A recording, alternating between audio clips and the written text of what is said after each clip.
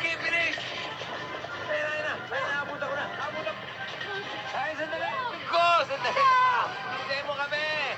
Ay, ako pupunta!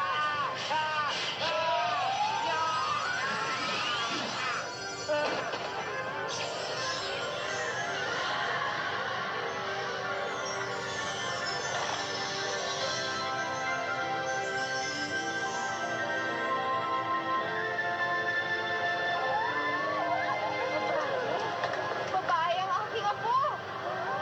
Ay, grabe naman mag-invento dito sa Encantasia Magento!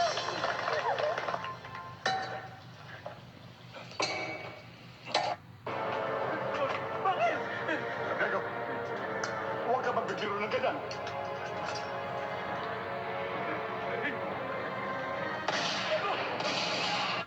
Ang bagay na pangalan ay Ina. Ina? Ba't ko naman tatawagin ina anak ko? Eh, anak ko siya. Hindi ko siya ina.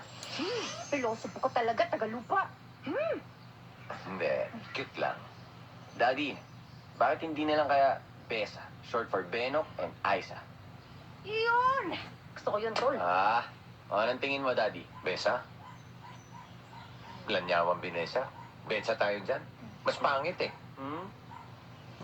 Ano suggestion mo, dear? Ang suggestion ko ay... Excuse me ho. Ang sabi ko, dear as in darling, at hindi dear as in pusa. Gusto ko pangalan Ada. Ada? Diba? Yun! Okay yun. Maganda yun. Ada. Ada Cabisote. Initials, AK. Parang Alang Kay, ah. Di kaya makamukha ni Alang Kay yan? Eh, kung ikaw kaya ang gawin kong kamukha ni Alan kay Tagalupa. No, thanks.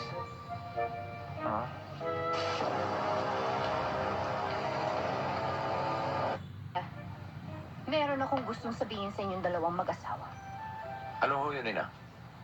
Tagalupa, gusto kong gawin sa Encantasia ang binyag ng aking apo. Enteng, sa palagay ko, okay yun kasi gusto ko isa sa mga ninang si Elisa. Kay Elisa, no problem. Salamat, Tagalupa. Hindi pa ako tapos, Ina. Ang big problem ay yung binyagan sa Encantasia. Hindi pwedeng ibiyahe anak ko hanggat di nabibinyagan sa simbahan. Ina, oo nga pala, ganun nga pala dito sa lupa. Hindi Tagalupa ang anak mo, Faye. Isa siyang prinsesa. Prinsesang Encantada. Ina, si Ada, 50-50. Mistisang Tagalupa at Encantada. Kaya whether you like it or whether you like it, you will like it. Dito sa lupa, ang binyagan.